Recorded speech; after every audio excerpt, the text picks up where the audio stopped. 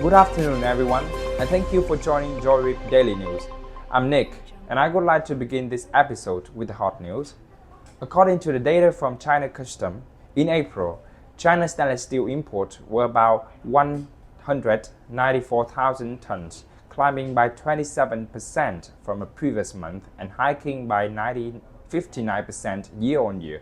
In the first 4 months of this year, the total stainless steel imports from China's top 5 sources, including Indonesia, Japan, South Korea, Italy, and Taiwan, were about more than 800,000 tons, a year-on-year increase of 38%.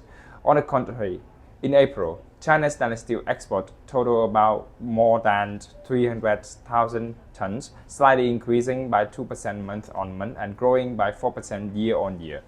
From January to April, the total stainless steel export of China's top 20 destinations were about 322,000 tons, increasing by 8% year-on-year.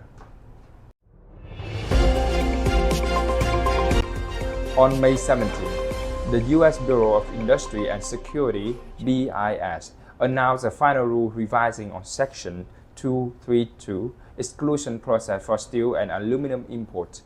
Effective on the 1st of June 2024, the changes aim to make the process fairer and more transparent. The rule removed 12 General Approved Exclusion (GAEs), 6 each for steel and aluminum. After the revisions, steel products under those HS codes will be again levied 10% Section 232 tariff. The remaining 81 GAEs will not be affected. The BIS stated that the revisions are intended to boost the U.S. industrial strength and national security by reducing the dependence on foreign imports and promoting domestic production of steel and aluminum. Amid global geopolitical risk, and shipping industry is experiencing a phase of substantial growth. The ocean freight rates have increased due to the closure of Suez Canal. The shipping industry's supply is still insufficient to meet the demand. Although the Panama Canal is gradually reopening, the shipping industry expects prices to remain high for the foreseeable future. While shipping lines' performance improve, those companies that export products internationally face growing burdens.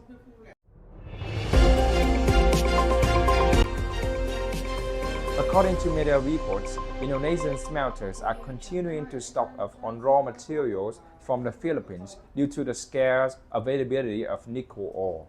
Even though there are 3 reports that granting of mining licenses in Indonesia is progressing, the availability of Indonesian ore is likely to remain a challenge.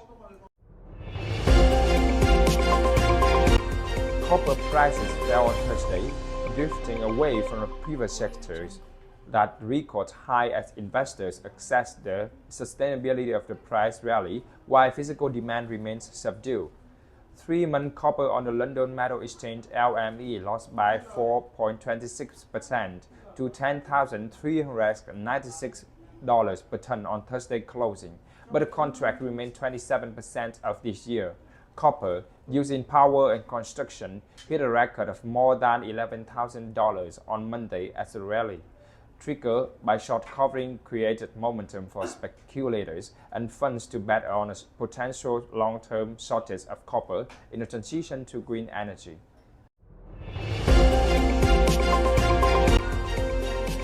Demand for scrap from German steel mills was better than expected, but steelmakers still had what are now on the usual complaint about thin order books and steel prices being too low. The fact that ferrous scrap remains in a short supply explains why scrap prices still did not come under considerable pressure this month. Merchants anticipate that the tight supply could lead to another lateral movement in prices in June. That is all the news of today's market, and we will keep you updated on the latest developments. Thank you so much and good night.